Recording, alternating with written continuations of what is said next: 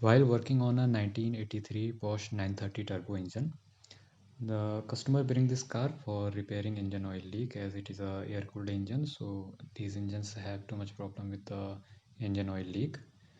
Before dismantling the engine, we did a leak down test, and in the leak down test, we find out that most of the cylinders were doing just fine, but there was one cylinder, it was cylinder number 5, which was leaking air sometime, and sometime it was not leaking. So it was not kind of passing the leak down test. So to verify the problem, we checked the TTC for that cylinder again. We checked the markings, and they were just fine. We give a few rotations to the engine as well to confirm the problem, and it was the same.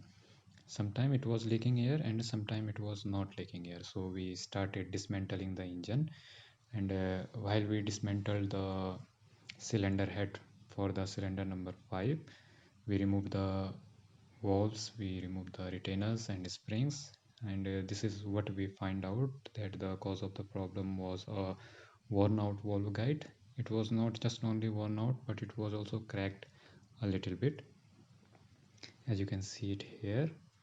And there was excessive clearance in the valve stem and the valve guide. So now I will put it back. It was the exhaust side which was having the issue.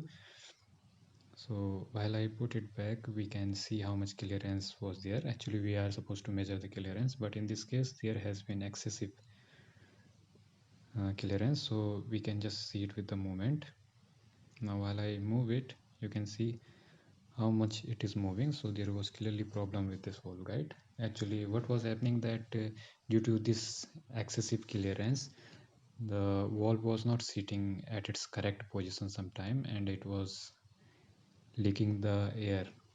But whenever it was sitting in the correct position, it was sealing the chamber properly, and we were not getting any air leak. So the cause of problem in our case has been the worn out valve guide, and we are always supposed to check this before giving the estimate to the customer. Thank you for watching.